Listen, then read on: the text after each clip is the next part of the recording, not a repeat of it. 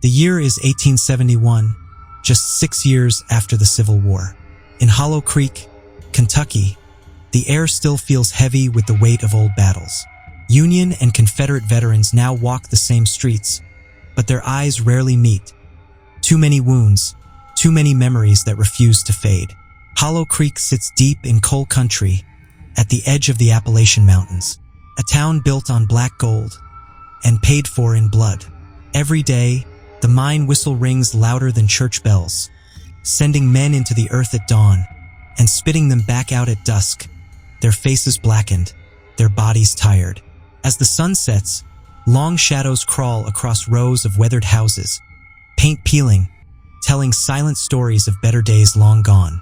This is Hollow Creek, where scars of war and the hunger for coal shape every breath of life. Oil lamps flicker to life in windows, and with smoke rises from chimneys, carrying the scent of pine and hickory into the evening air. Horse-drawn wagons creak along the rutted main street past the general store where old men gather on the porch to whittle and reminisce, their talk turning often to the war between the states. Here, modern medicine is still in its infancy. Germ theory is barely understood. Doctors rely on bloodletting, herbal remedies, and rudimentary surgeries performed without anesthesia. Childbirth remains perilous for both mother and infant, with many women bearing the quiet grief of children lost before their time. It is in this world, a world of coal dust and superstition, of scientific awakening and deep-rooted faith, that our story unfolds. Tonight, we tell the tale of a child whose very existence defied everything we thought we knew about human life.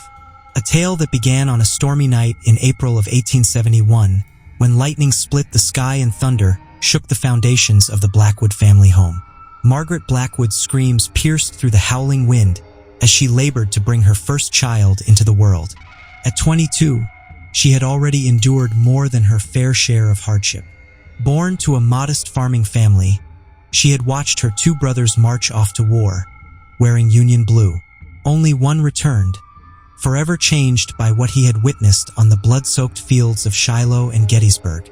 Margaret herself had worked as a nurse's aide during the conflict, tending to broken men in a makeshift hospital in Louisville. There, amid the moans of the dying and the sweet, sick smell of gangrene, she had met Thomas Blackwood, a young soldier with a rifle ball lodged in his shoulder and defiance still burning in his eyes. They had married in 1868 after Thomas had recovered and found work in the Hollow Creek coal mine. Their small wedding at the local Methodist church had been a rare moment of joy in the struggling community.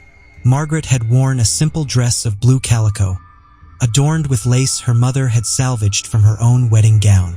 Thomas had stood tall in his one good suit, his left arm still not fully healed, but his face beaming with pride and promise. For 3 years, they had tried to conceive a child, enduring whispers from neighbors and well-meaning but painful inquiries from family. When Margaret's belly finally began to swell in the summer of 1870, it seemed God had at last answered their prayers. Now, as April rain lashed against the window panes of their modest home, Margaret fought to bring their miracle into the world. Her husband Thomas, a former Union soldier turned coal miner, paced nervously outside their bedroom door, the floorboards creaking beneath his heavy boots. At 30, his face already showed the weathered lines of a man who spent his days in the darkness beneath the earth, hacking at coal seams by the flickering light of an oil lamp. The midwife, Mrs. Abernathy, a stern-faced woman who had delivered half the children in Hollow Creek over the past 30 years, worked tirelessly to ease Margaret's suffering. Her gray hair was pulled back in a severe bun, and her apron bore the stains of countless births, both joyous and tragic. "Push, child, push," Mrs. Abernathy commanded, her wrinkled hands stained with decades of bringing new life into the world. She wiped Margaret's brow with a damp cloth, the water in the basin beside the bed turning pink with each rinse. "I can see the head now. One more good push." Margaret gripped the iron bed frame, her knuckles white with effort. The sheets beneath her were soaked with sweat and blood, and the single kerosene lamp cast dancing shadows across the small bedroom. On the dresser sat a Bible open to the Book of Psalms, and beside it a small wooden cross that had belonged to Margaret's grandmother. "Lord in heaven, give me strength," Margaret gasped, drawing what little breath she could into her lungs. The pain tore through her body like fire, worse than anything she had imagined. In this moment, she understood the terror that had flashed in the eyes of so many women before her. Women who had whispered of the birthing bed being as dangerous as any battlefield. Outside, lightning illuminated the night sky in brilliant flashes, followed by thunderclaps that seemed to shake the very earth. The storm had been brewing all day, the air thick with humidity and foreboding. Old-timers in town had called it witch weather, the kind of night when boundaries between worlds grew thin and strange things could happen. With one final agonizing effort, Margaret brought forth her son into the world. But instead of the jubilant cry that should have followed, the room fell silent. The only sound was the thunder that seemed to shake the very foundations of the house and the steady drip of rain from a leak in the corner of the ceiling. "What is it?" Margaret gasped, her voice weak. "Why isn't my baby crying?" Mrs. Abernathy stood frozen, the infant in her hands. The child was breathing, his chest rising and falling steadily, but his skin bore an unnatural pallor, a grayish hue that seemed to absorb the lamplight rather than reflect it. "Mrs. Abernathy." Margaret's voice took on a desperate edge. The midwife swaddled the child quickly. "He's alive, Mrs. Blackwood, a healthy boy." But her eyes told a different story as she handed the infant to his mother. Margaret's face transformed from exhaustion to horror as she beheld her son. The baby's eyes, when they opened, were not the pale blue of newborns, but a deep, unsettling obsidian that seemed to swallow the light. "Thomas!" she screamed. "Thomas, come quick!" The door burst open, and Thomas Blackwood rushed in, his face etched with concern. He halted at the bedside, his eyes fixed on the bundle in his wife's arms. "What's wrong with him?" he whispered. Mrs. Abernathy's voice was low. "I don't rightly know, Mr. Blackwood. In 50 years of bringing babes into this world, I ain't never seen nothing like this." The baby began to wail then, a sound like any other newborn. But what happened next would be the first of many inexplicable events surrounding the child they would name Elijah Blackwood. As Mrs. Abernathy moved to clean a small cut on the infant's arm, a minor injury from the difficult birth, a drop of blood welled up, but it wasn't the bright crimson of normal human blood. It was black as coal, as midnight, as the deepest recesses of the earth. "Lord have mercy," Mrs. Abernathy whispered, crossing herself. "His blood, it's black as sin." Thomas Blackwood's face hardened. "Don't you go spreading tales, Mrs. Abernathy. There must be a reasonable explanation." But as the days passed, no explanation came. Dr. Samuel Wilson, the town physician who had studied at a prestigious medical college in Philadelphia, was summoned to examine the child. A man of science and reason, Dr. Wilson arrived with his leather medical bag and an air of skepticism. "Black blood? Nonsense," he declared as he entered the Blackwood home. "Some trick of the light, no doubt." But his confident demeanor faltered as he examined young Elijah. The child was alert and responsive, meeting all the markers of a healthy infant, save for his unusual appearance. When Dr. Wilson pricked the baby's heel to collect a blood sample, the dark liquid that emerged was undeniable. "I've never seen anything like it," he admitted, his scientific certainty shaken. "It's not just dark red, it's genuinely black." He collected samples in glass vials, holding them up to the light. "I'll need to conduct further tests. This could be some form of hemoglobin disorder, perhaps." But his voice trailed off, unconvinced by his own explanation. Word of the black blood baby spread through Hollow Creek like wildfire. In the still superstitious climate of rural Kentucky, where folk remedies and ghost stories held as much weight as medical science, the reactions were swift and divided. Some proclaimed the child was touched by the devil, bearing the mark of some unholy sin. Others whispered of curses and dark magic. A few more scientifically inclined suggested exotic diseases or mineral poisoning from the coal mines where Thomas worked. The local minister, Reverend Caldwell, visited the Blackwood home, Bible in hand, to offer prayers and guidance. Unlike many, he showed no fear of the infant. "God's ways are mysterious," he told the distraught parents. "This child has been marked as special, not damned." Remember Job and his trials. But even the Reverend's words couldn't shield the family from the growing suspicion and fear that surrounded them. Neighbors who had once brought food and offered congratulations now crossed to the other side of the street when they saw the Blackwoods. The general store owner watched Margaret carefully when she shopped, as if afraid she might steal or contaminate his goods. Thomas, once respected for his service in the Union Army, found himself increasingly isolated. Men at the mine stopped sharing their lunch with him or inviting him for whiskey after their shifts. Some refused to work the same coal face, whispering that he carried some curse from the dark places below the earth. As spring turned to summer, the Blackwoods retreated into isolation, caring for their unusual son away from judgmental eyes. Margaret would sit on their small porch in the evenings, rocking Elijah and singing softly, defying anyone to come and take her baby from her. Despite the strangeness of his blood, Elijah developed like any other infant. He smiled at 6 weeks, laughed at 3 months, and began to roll over right on schedule. His peculiar blood seemed to cause him no ill effects. If anything, he rarely fell ill.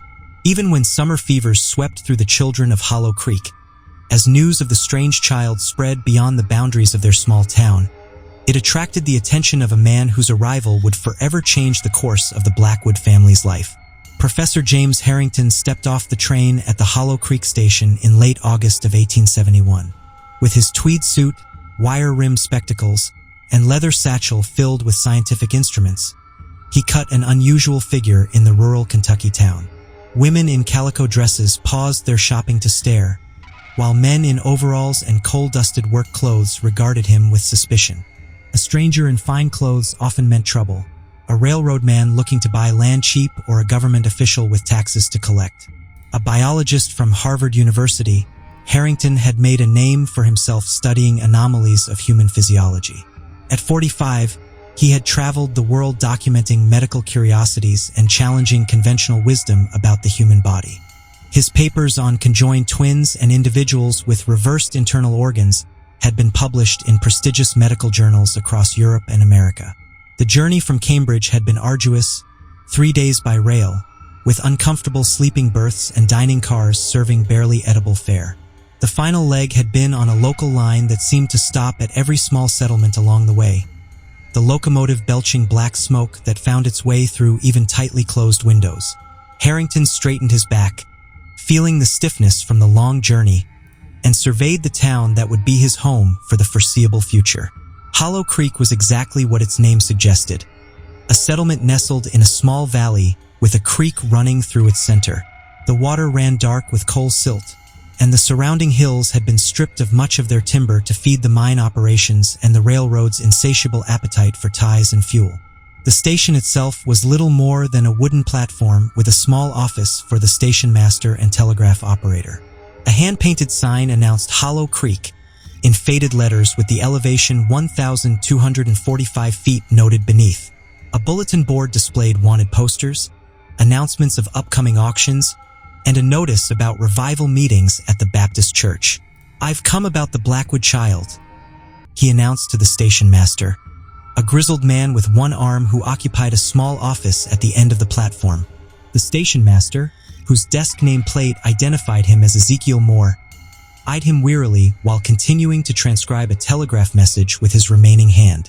A former Confederate soldier, Moore had lost his right arm at Chancellorsville and carried both physical and emotional scars from the conflict. The station master spat tobacco juice into the dust. "Blackwoods live on the north edge of town.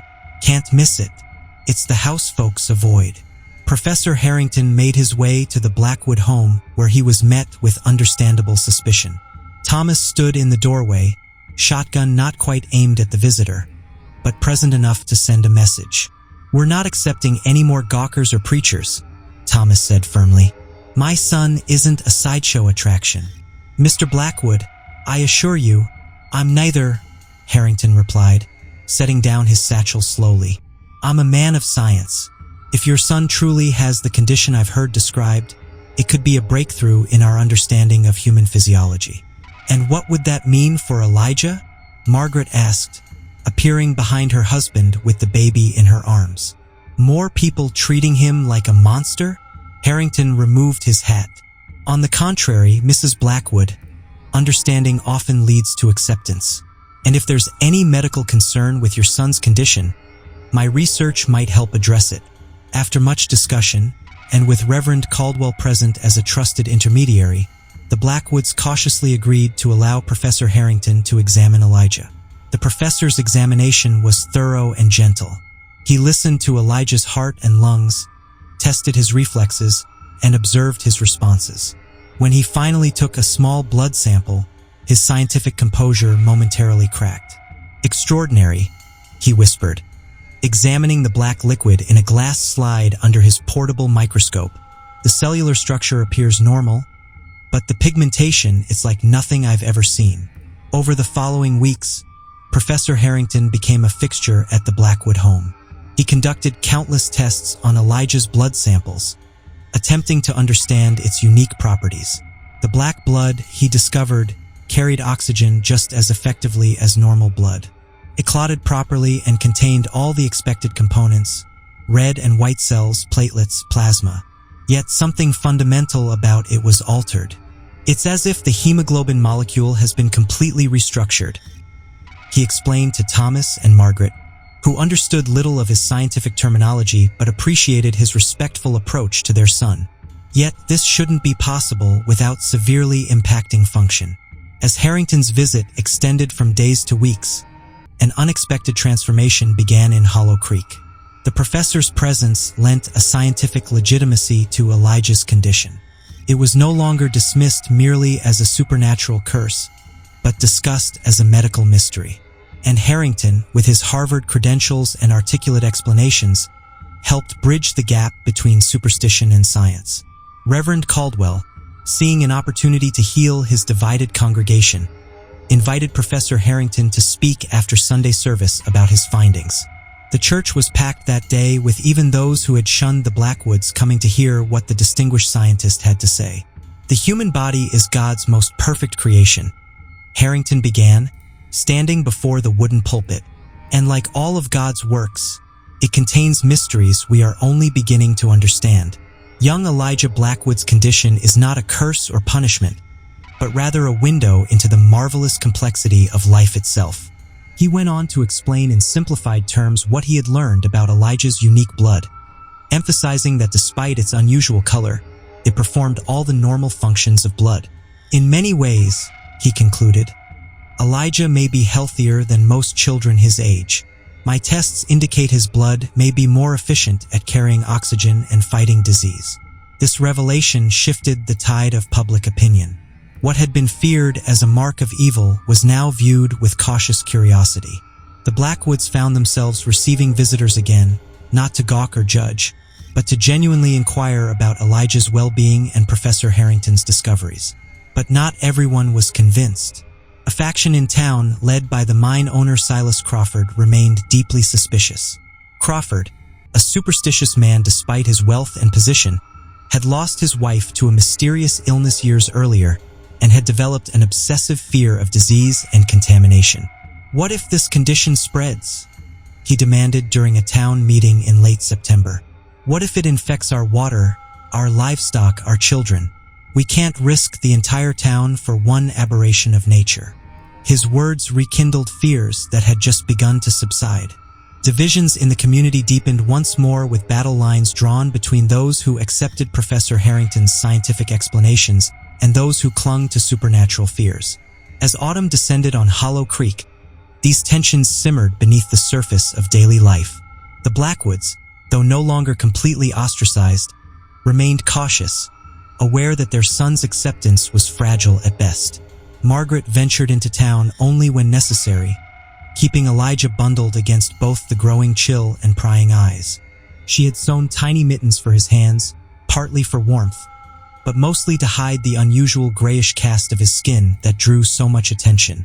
The hills surrounding the town blazed with color: scarlet maples, golden hickories, and oaks in russet hues. The harvest moon hung low and orange in the evening sky, casting an ethereal glow over the landscape. Farmers brought in the last of their crops. Cellars were stocked with preserves and root vegetables, and wood piles grew in anticipation of the coming winter. At the general store, prices for coal, oil, and flour had risen with rumors of a harsh winter ahead. The elderly predicted severe weather based on thick husks on corn and an abundance of acorns. Preparations became a constant topic of conversation, temporarily displacing gossip about the Blackwood child. Thomas spent long hours at the mine, working overtime to stockpile funds for the winter months when snow might prevent regular shifts. The mine itself had grown increasingly dangerous, with support timbers showing signs of stress and occasional roof falls trapping men in distant galleries. The mine owner, Crawford, dismissed these concerns, driven by production quotas and rising coal prices in eastern markets. Professor Harrington, meanwhile, found himself torn between scientific opportunity and ethical considerations. Harvard University, hearing of his discoveries, pressed him to bring Elijah to their facilities for more comprehensive study. Letters arrived with increasing frequency, some suggesting that such a unique specimen could advance medical knowledge by leaps and bounds if studied in a proper laboratory setting. The most recent letter delivered by the afternoon train lay open on the desk in his rented room above the town's only restaurant. Written on Harvard Medical School letterhead, its language was more insistent than previous correspondence. Dear Professor Harrington, the Committee on Special Research has reviewed your preliminary findings regarding the Blackwood infant and finds them to be of exceptional scientific interest. We have secured dedicated funding for a comprehensive study, including the construction of specialized laboratory facilities. We must insist that you conclude your field observations and return to Cambridge with the subject no later than December 1st. Arrangements have been made for appropriate compensation to the family for their cooperation, though we trust you understand that advances in medical science must occasionally supersede individual concerns. The Dean has taken a personal interest in this matter and expects your full compliance. Yours in scientific progress, Dr. William Prescott, Chairman, Committee on Special Research. They speak of him as if he were a curious insect, not a human child. Harrington confided to Reverend Caldwell one evening as they sat by the fire in the minister's study.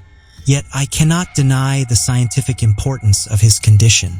If we could understand the mechanism behind his black blood, imagine the medical applications. Reverend Caldwell stoked the fire, sending sparks up the chimney. And what of the Blackwoods? What future do you envision for them if you take their son to be studied like a laboratory animal? The question hung in the air unanswered. Winter came early that year with biting winds and heavy snow isolating Hollow Creek from neighboring communities. By mid-November, drifts had reached the windowsills of many homes, and the temperature dropped far below freezing. The creek itself had frozen solid, thick enough for children to slide across its surface on makeshift sleds crafted from barrel staves. The Blackwood cottage, drafty in the best of times, groaned under the assault of winter storms. Built decades earlier by a miner who had long since died of black lung, it sat on the northern edge of town, where the valley narrowed and the wind funneled between the hills with particular ferocity. The chinking between the logs had deteriorated over the years, allowing cold air to seep through countless cracks despite Margaret's efforts to seal them with strips of cloth and newspaper. Each morning, Thomas rose before dawn to rekindle the fire in their small iron stove, his breath visible in the frigid air of their bedroom. The water bucket in the kitchen often had a thin crust of ice by morning, requiring a sharp tap with a spoon before water could be drawn for coffee or washing. Thomas worked extra shifts at the mine, trying to earn enough to keep coal in their own stove while providing for his family. The irony wasn't lost on him, spending his days extracting the very fuel his family desperately needed, yet struggling to afford enough to keep them warm. The mine owner had raised the price of coal for the townspeople, claiming increased demand from eastern cities, while wages remained stagnant. The other miners, once distant toward Thomas because of his unusual son, had gradually accepted him back into their brotherhood. The daily dance with death underground had a way of putting other concerns in perspective. When facing the possibility of roof collapses, explosive gas pockets, or suffocating coal dust, a child with black blood seemed far less threatening. During one particularly brutal cold snap in early December, the mine remained operational despite dangerous conditions. Ice had formed on the upper levels of the shaft, and water dripping into the lower galleries created treacherous footing. Several men had already suffered injuries from falls or dropping equipment with numbed hands. "Crawford's pushing too hard," muttered James Farley, an older miner who had worked the coal seams for over 30 years. He and Thomas were taking a brief rest, sharing a flask of lukewarm coffee in a small side tunnel. "Man doesn't care if we freeze or fall, long as his coal keeps coming up." Thomas nodded grimly, flexing his fingers to restore circulation. At their current depth, nearly 400 feet below the surface, the temperature should have been warmer, but the bitter cold from above seemed to have penetrated even here. "Railroad contract," he replied. Heard him talking to the foreman. "Double shipments through January, no matter the weather." Farley spat a stream of tobacco juice that froze almost before it hit the ground. "Man's never spent a day underground himself. Wouldn't last an hour down here." Their break ended with the distant call of the shift boss. Thomas rose stiffly, his back aching from hours bent in the low-ceiling gallery. As he lifted his pickaxe, a faint rumble vibrated through the tunnel, dislodging small fragments of coal from the ceiling. Both men froze, exchanging knowing glances. Underground, unusual sounds were never good news. "Might be nothing," Farley said without conviction. "Just the cold affecting the timbers." Thomas wasn't convinced, but they had little choice. Returning to their work face, they continued to hack at the coal seam, each swing of their tools punctuated by the constant drip of water and occasional creaking of support timbers. It was during one such storm, with Thomas trapped at the mine by heavy snowfall, that Elijah fell ill for the first time. The baby, now 9 months old and beginning to pull himself up and cruise along furniture, suddenly became lethargic, his skin burning with fever despite the cold that permeated their home. Margaret sent word to Dr. Wilson through a neighbor's son who braved the snow. The doctor arrived, his beard crusted with ice, to find Elijah burning with fever and struggling to breathe. "Pneumonia," he diagnosed grimly, placing his stethoscope on the infant's chest. "It's going around, but I've not seen a case this severe in one so young." Professor Harrington, who had extended his stay in Hollow Creek far beyond his original intentions, was called next.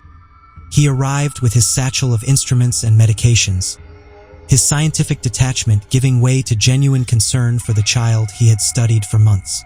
Between them, Dr. Wilson and Professor Harrington fought through the night to break Elijah's fever and ease his labored breathing.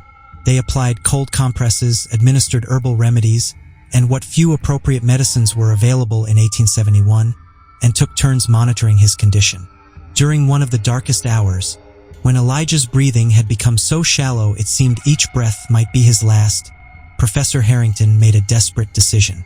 From his satchel, he withdrew a small vial containing an experimental medication he had brought from Harvard, a treatment not yet approved for general use, developed for respiratory infections. "We can't," Dr. Wilson protested. "It's untested on infants." "The risk is no greater than doing nothing," Harrington finished. "His unique physiology might respond differently. Anyway, we're in uncharted territory." Margaret, who had not left her son's side, looked between the two men. "Will it save him?" "It might," Harrington answered honestly. "Or it might not. But I believe his unusual blood gives him a fighting chance." With Margaret's tearful consent, they administered the experimental treatment. For hours, there seemed to be no change. Elijah remained deathly still, his black blood moving sluggishly through his veins, visible beneath his translucent skin. Then, as the first light of dawn broke through the storm clouds, Elijah's eyes fluttered open. His breathing, while still labored, had deepened. The fever, when Dr. Wilson checked, had broken. "It's working," Harrington whispered, relief evident in his voice. "His body is fighting back." Over the next days, Elijah's recovery astonished even Professor Harrington. The infant regained his strength with remarkable speed, and within a week was back to pulling himself up and babbling as if he had never been ill. "His blood," Harrington explained to the Blackwoods and Dr. Wilson, "it seems to work with the medication in ways I hadn't anticipated. The pigmentation that makes it black might be providing additional protection against infection." This episode changed Professor Harrington's perspective fundamentally. What had begun as scientific curiosity had become something more personal. He saw in Elijah not just a fascinating case study, but a child with a future that might be jeopardized if he were treated as a research subject rather than a human being. When the storms finally subsided and the post resumed its delivery to Hollow Creek, Harrington received another letter from his colleagues at Harvard, this one more insistent than the last. They had secured funding for a dedicated study of Elijah's condition with plans to establish a specialized laboratory. The implication was clear. Harrington was expected to convince the Blackwoods to relocate to Cambridge, where Elijah would become the center of an unprecedented scientific investigation. The professor sat with this letter for days, turning over the ethical implications in his mind. On a bitter January evening, he finally discussed it with the Blackwoods, laying out both the opportunity and the potential consequences. "They would provide for all your needs," he explained. "Housing, income, the finest medical care for Elijah. But they would own us," Thomas finished, his face hardening. "My son would be their property to study as they please." "Not legally," Harrington clarified, "but in practical terms, yes, your lives would revolve around their research agenda." Margaret, who had been listening silently, spoke up. "And what do you advise, Professor? You've come to know Elijah as well as anyone outside this family." Harrington removed his spectacles, rubbing the bridge of his nose. "6 months ago, I would have advocated for the advancement of science without hesitation. Now," he glanced at Elijah, who was sleeping peacefully in his cradle. "Now, I believe that some mysteries perhaps aren't meant to be dissected and cataloged, at least not at the expense of a child's normal life." This conversation marked a turning point. Professor Harrington wrote back to Harvard, declining to facilitate Elijah's transfer to their facilities. Instead, he proposed a different approach. He would continue his studies in Hollow Creek, documenting Elijah's development while allowing the child to grow up in his family environment. His colleagues were displeased, but Harrington stood firm. As winter gave way to spring, the professor made preparations to return briefly to Cambridge. He needed to gather more specialized equipment and reference materials if he was to continue his research in Kentucky. Before departing, he trained Dr. Wilson in basic monitoring techniques and left detailed instructions for tracking any changes in Elijah's condition. "I'll return within a month," he promised the Blackwoods. "Sooner if possible." But fate had other plans. 2 weeks after Professor Harrington's departure, disaster struck the Hollow Creek coal mine. A catastrophic collapse trapped 20 miners deep underground, including Thomas Blackwood. Rescue efforts began immediately with men from neighboring towns coming to help dig through the rubble. For 3 days, they worked tirelessly, following the sounds of tapping that indicated at least some of the miners were still alive. When they finally broke through to the trapped men, they found a scene that would be recounted in Hollow Creek for generations. 13 miners had survived, huddled in a small pocket of air. 7, including Silas Crawford, who had been inspecting the mine that day, had perished. Thomas Blackwood was among the survivors, but barely. He had sustained a severe injury to his leg when falling debris crushed it during the initial collapse. By the time he was brought to the surface, infection had set in. Dr. Wilson, overwhelmed with caring for the injured miners, did what he could, but the prognosis was grim. "Gangrene," he told Margaret privately as she sat by her husband's bedside. "If it spreads, I'll have no choice but to amputate." Even then, he didn't need to finish. In 1871, such operations were often fatal themselves. Margaret, who had endured months of hardship with quiet strength, finally broke. "First, my son is born different, then nearly dies of fever, and now my husband." She pressed her hands to her face. "What have we done to deserve such trials?" Dr. Wilson had no answer. He left her a bottle of laudanum for Thomas's pain and promised to return in the morning to check on his condition. That night, as Thomas drifted in and out of consciousness, Margaret made a desperate decision. Professor Harrington had theorized that Elijah's black blood contained properties that accelerated healing and fought infection. It was why the baby had recovered so quickly from pneumonia. The professor had explained it in terms of enhanced cellular regeneration and natural antibiotic properties, words Margaret only partially understood but desperately wanted to believe. The house was quiet, save for Thomas's labored breathing and the occasional crack of burning wood in the stove. Dr. Wilson had left a small glass bottle of laudanum for the pain, but Thomas had refused it, preferring to remain lucid despite his suffering. He had finally fallen into a fitful sleep just after midnight. Margaret sat by the bed for a long time, watching her husband's face in the flickering lamplight, the lines of pain around his eyes, the gray pallor of his skin, the sweat beading on his forehead despite the cool room. All told her what Dr. Wilson had been reluctant to say aloud. Without intervention, Thomas would not survive until morning. With trembling hands, she took a small, sharp knife from the kitchen, the same one she used to pare apples and vegetables. It had been her mother's, with a worn wooden handle smoothed by years of use. She tested the edge with her thumb, finding it keen enough for her purpose. Elijah, now just over a year old, watched curiously from his cradle as she approached. His obsidian eyes, so unsettling to strangers, held only trust as they followed her movements. He had been unusually quiet all evening, as if sensing the gravity of the situation. "Forgive me," she whispered before making a tiny nick on his finger. Elijah whimpered, but didn't cry out. A drop of black blood welled up, glistening in the lamplight like a dark pearl.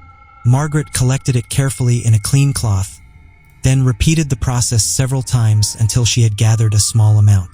Each tiny cut seemed to pain her more than it did her son. Tears streamed down her face as she worked, whispering prayers and apologies with each drop collected. Part of her recoiled at what she was doing. Using her child in this way went against everything she believed about a mother's duty to protect. Yet the alternative, watching Thomas die when there might be a chance to save him, was unbearable. When she had collected what she hoped would be enough, she carefully bandaged Elijah's finger with a strip of clean linen. The baby regarded her solemnly, but showed no signs of distress. Margaret kissed his forehead, tucked a small quilt around him, and returned to Thomas's bedside. The wound on his leg was an angry red, the skin around it turning black with necrosis. The smell was unmistakable to anyone who had worked in a field hospital during the war, the sweet, sickly odor of corrupted flesh. Margaret took a deep breath, then carefully applied Elijah's black blood directly to the infected area. Thomas stirred, groaning in pain. "Margaret, what are you doing?" "Saving you," she replied, her voice steady despite her fear. "The way you've always tried to save us."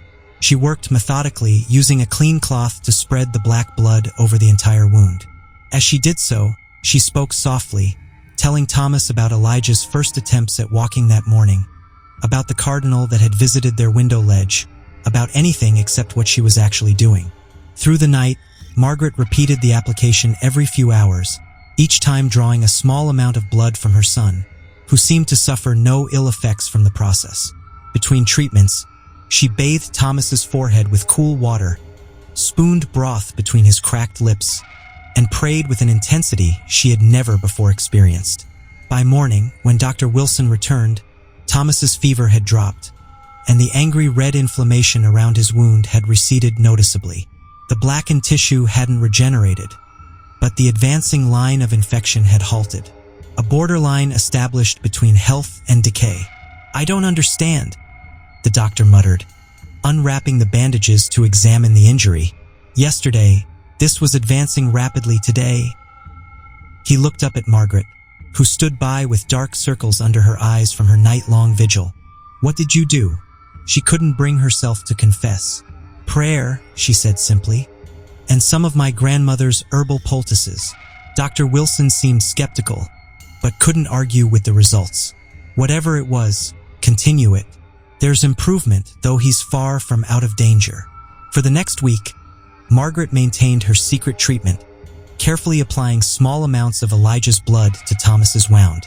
The improvement was steady and remarkable. By the time Professor Harrington returned to Hollow Creek, Thomas was sitting up in bed, the wound still severe, but showing clear signs of healing rather than spreading infection. Harrington, briefed by Dr. Wilson about the miraculous recovery, immediately suspected something beyond herbal remedies. When he confronted Margaret privately, She broke down and confessed what she had done. Far from being angry, the professor was fascinated. "You've conducted the experiment I've been theorizing about for months," he told her. "If Elijah's blood truly has these properties, the implications are staggering." They collected a new sample of Elijah's blood for analysis, and Harrington confirmed what they had observed clinically. When introduced to infected tissue, the black blood appeared to attack harmful bacteria while promoting rapid cell regeneration.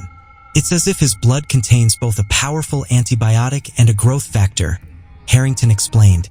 "In all my years of research, I've never seen anything like it." As Thomas continued to recover, Harrington documented everything meticulously. This discovery went beyond scientific curiosity. It represented a potential medical breakthrough that could save countless lives. But with this realization came a renewed ethical dilemma.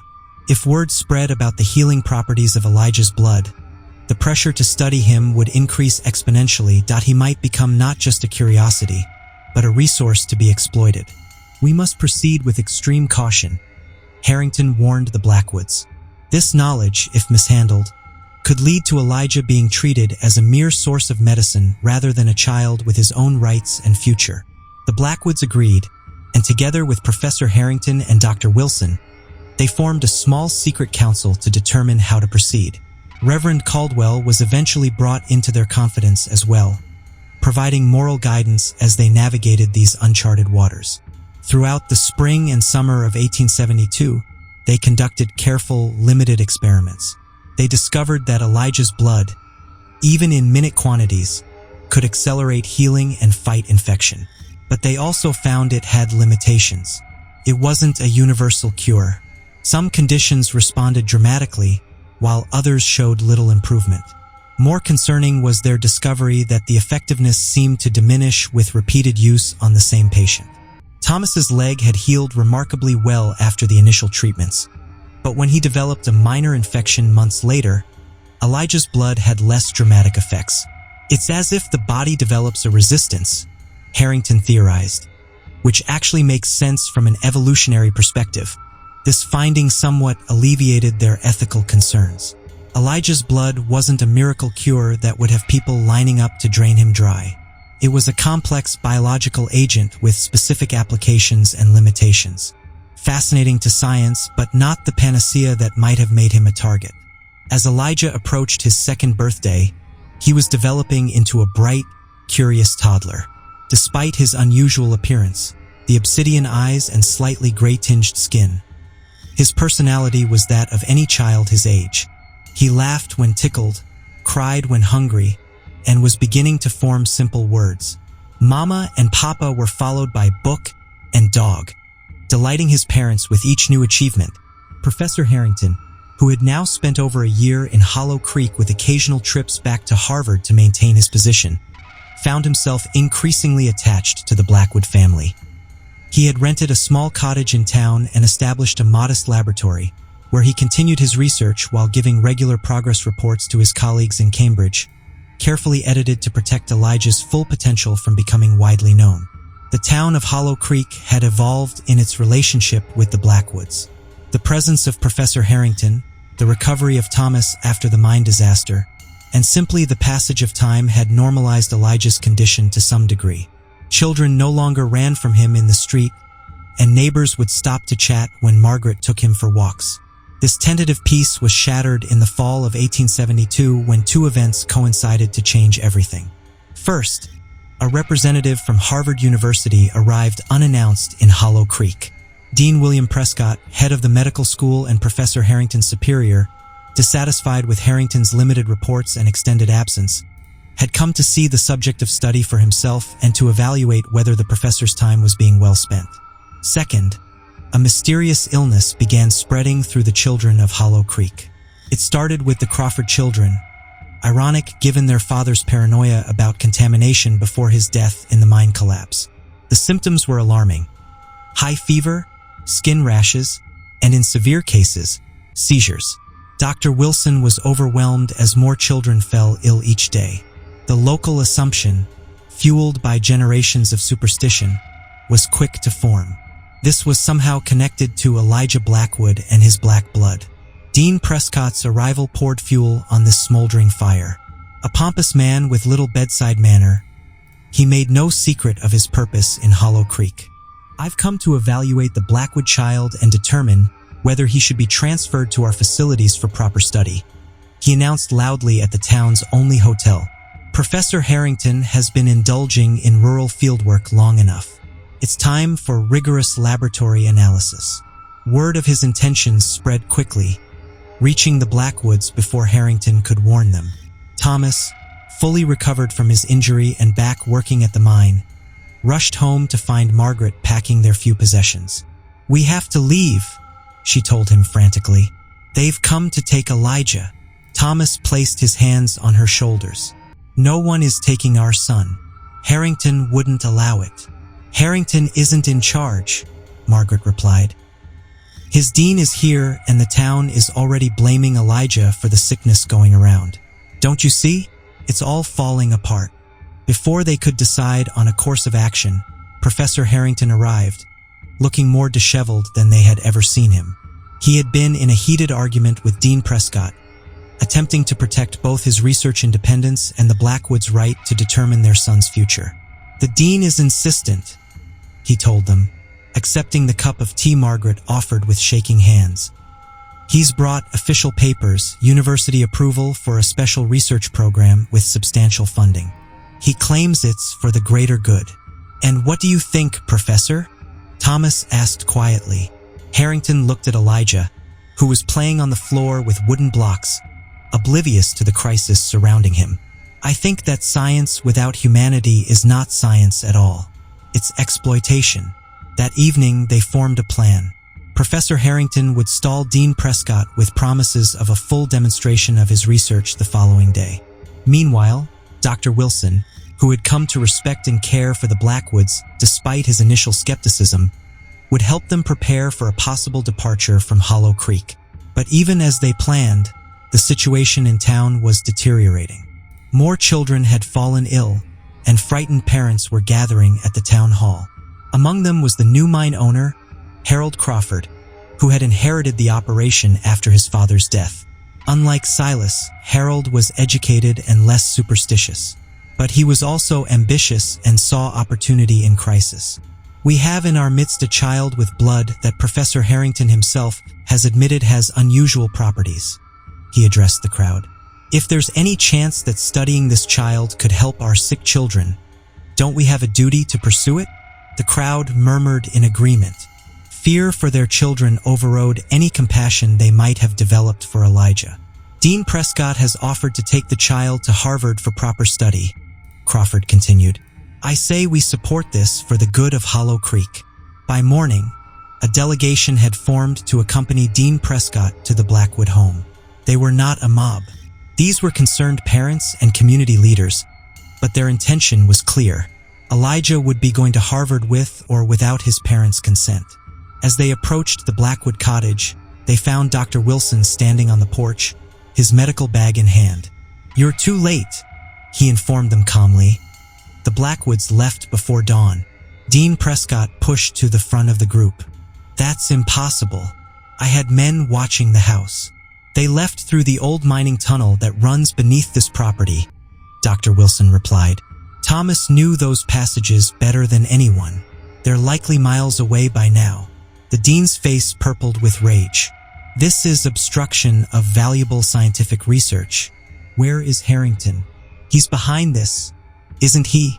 "Professor Harrington left a letter for you," Dr. Wilson said, handing over a sealed envelope. "He asked that you read it in private." While the dean tore open the letter, Harold Crawford addressed the disappointed crowd. "We'll send telegrams to neighboring towns. They can't have gone far with a small child, but the search for the Blackwoods would prove fruitless." Thomas's knowledge of the mining country around Hollow Creek was unparalleled, and they had planned their escape route carefully. With Professor Harrington's help, including a substantial portion of his savings to fund their journey, they made their way west, where new identities and a fresh start awaited. Dean Prescott returned to Harvard, empty-handed and furious. Professor Harrington never returned to his position there, having resigned in his letter to the dean. His whereabouts became as much a mystery as those of the Blackwoods. The illness that had swept through Hollow Creek eventually ran its course. Most children recovered fully, though 3 succumbed to the disease. Later analysis by a specialist from Louisville would identify it as a rare form of encephalitis carried by mosquitoes, entirely unrelated to Elijah Blackwood. For years afterward, the tale of the Black Blood Boy was told and retold in Hollow Creek, growing more fantastical with each iteration. Some claimed he had been a demon child, others an angel. A few insisted he had been a normal boy cursed by a witch's spell. The truth, as is often the case, was lost amid the legends. The scientific community, too, kept alive the mystery of the child with black blood. Dean Prescott published a paper based on the limited samples Professor Harrington had sent to Harvard before their falling out. But without the child himself for study, the research reached a dead end. The samples deteriorated over time, and without fresh specimens, the unique properties of the blood couldn't be replicated or fully understood. Decades passed. Hollow Creek grew from a small mining town into a modest city as coal powered America's Industrial Revolution. The Blackwood Cottage was eventually demolished to make way for a general store, then a bank, and finally a parking lot as automobiles replaced horse-drawn carriages. Professor Harrington's research notes, stored in the Harvard archives, were largely forgotten until 1947 when a young hematologist named Dr. Eleanor Jenkins stumbled upon them while researching rare blood disorders. Fascinated by the detailed observations and the tantalizing properties described, Dr. Jenkins attempted to track down what had happened to Elijah Blackwood. Her search led her across the country, following fragmentary records and faded memories. In a small town in Oregon, she found cemetery records for a Thomas and Margaret Blackwood who had died in the influenza pandemic of 1918. But of their son, there was no trace. The mystery deepened when Dr. Jenkins discovered a series of medical papers published between 1899 and 1915 by a Dr. E.B. Thornton describing a revolutionary approach to treating bacterial infections years before the discovery of antibiotics. The methods involved a compound derived from what Dr. Thornton vaguely described as a naturally occurring human blood variant. The papers stopped abruptly in 1915, and Dr. Thornton seemingly vanished from the medical community. Could this have been Elijah Blackwood, grown up and using his condition to advance medicine under an assumed name? Dr. Jenkins thought it likely, but could never prove the connection.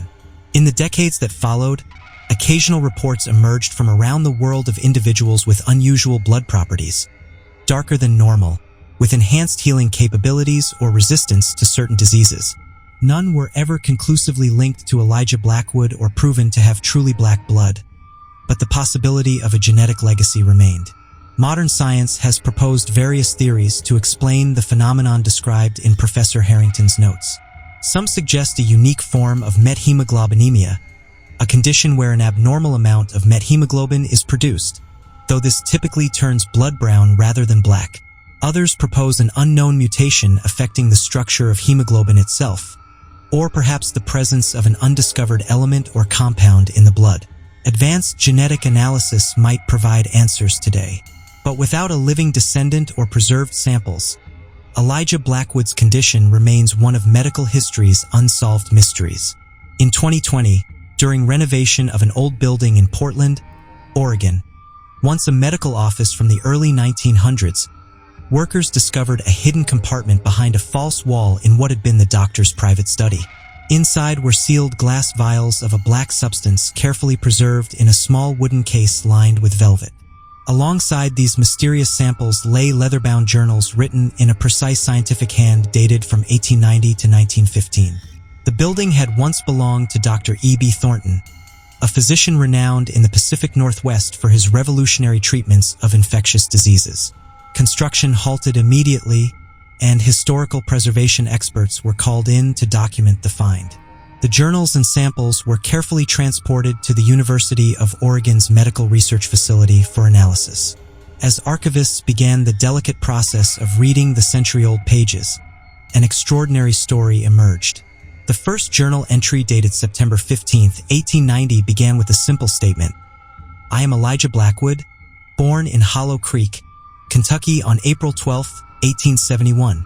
In diluted form, It shows promise as a treatment for infections that resist conventional therapies without the toxic side effects of mercury compounds or the inconsistent results of the new salvarsan.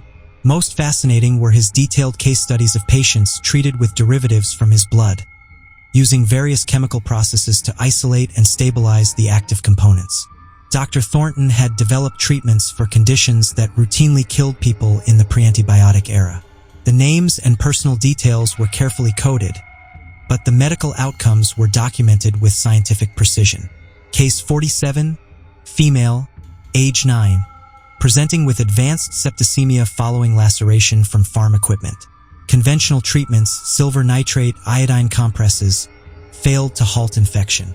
Administered 5 milliliters solution T intravenously at 1800 hours on October 3, 1905. Fever reduced within 4 hours. Visible recession of infection boundaries by morning. Complete recovery within 14 days. No side effects observed. The final journal entry dated March 17, 1915 revealed that Elijah had made a breakthrough in understanding his condition. The black pigmentation in his blood was caused by a previously unknown enzyme that enhanced oxygen delivery and accelerated cellular regeneration. This enzyme, which he formerly named Harringtonase after his mentor, had allowed him to develop treatments for numerous bacterial infections decades before antibiotics became widely available. But Elijah had deliberately kept his discoveries limited and worked in relative obscurity. I cannot in good conscience release this knowledge to a world not yet ready to use it wisely, he wrote. Perhaps future generations will rediscover what I have found when scientific ethics have evolved to protect the individual as fiercely as they pursue discovery. The journal concluded with a startling revelation. My son James shows signs of the condition, though to a lesser degree than my own. His blood carries a diluted form of the enzyme, darker than normal, but not the obsidian black of mine. My daughter Catherine shows no outward signs, but testing reveals traces of the compound in her system. The trait appears heritable but diminishing with each generation. Whether this represents an evolutionary dead end or merely adaptation finding its proper balance, only time will tell. These discoveries sent shock waves through the scientific community. Preliminary analysis of the preserved blood samples confirmed the presence of a previously unknown enzyme with remarkable properties. Though degraded by time, the samples still showed antimicrobial activity against modern bacterial cultures. Before comprehensive analysis could be completed, however, the samples disappeared from the secure facility where they were being stored. University security footage showed nothing unusual, and the sophisticated locks on the laboratory storage unit had not been tampered with. The samples and the enzyme they contained had simply vanished.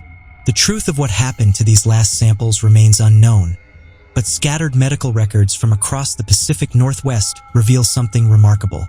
Between 1890 and 1915, dozens of seemingly terminal patients made miraculous recoveries after consulting with Dr. Thornton. His treatments were described as unconventional but effective, and he never charged those who couldn't afford to pay. More telling still are birth records from the region during this period. 3 children were born with unusual blood properties, not fully black like Elijah's, but darker than normal, with exceptional resistance to childhood diseases. These children grew up, had families of their own, and vanished into the tapestry of American life. What we know with certainty is this. In 1871, in the small town of Hollow Creek, Kentucky, a child was born with blood as black as coal. His condition defied the medical knowledge of his day and continues to challenge our understanding even now. But unlike many medical anomalies that remain only as footnotes in scientific journals, Elijah Blackwood seized control of his own extraordinary story. Instead of becoming a lifelong research subject, he became a healer. Instead of being exploited for his difference, he used it to help others on his own terms. And perhaps most remarkably, he ensured that his legacy would continue not through scientific papers that reduced him to a specimen, but through descendants who might carry fragments of his unique biology into future generations. Today, genetic researchers occasionally encounter individuals with unusual blood properties, enhanced oxygen-carrying capacity, accelerated healing, or extraordinary resistance to certain diseases. These cases appear randomly throughout the population, often in people with no known connection to the Pacific Northwest or to each other. When asked about possible historical precedents, most scientists dismiss the legend of the Black Blood Boy as folklore rather than fact. But in the quiet hills of Kentucky, where Hollow Creek once stood, now subsumed by a larger town, locals still tell stories about the strange child born during a lightning storm whose blood was as dark as the coal seams running beneath their feet. And in Portland, Oregon, there's a small memorial plaque on the site of Dr. Thornton's former office that reads simply, "Healer, Researcher, Humanitarian, 1871-1919. Science still cannot fully explain the mystery of Elijah Blackwood. Modern medicine offers theories, unique mutations, unknown biochemical pathways, unprecedented genetic variations, but no definitive answers. And perhaps that's fitting. In a world where we've mapped the human genome and unraveled so many of nature's secrets, there's something compelling about mysteries that persist, reminding us that some wonders lie just beyond the reach of our current understanding.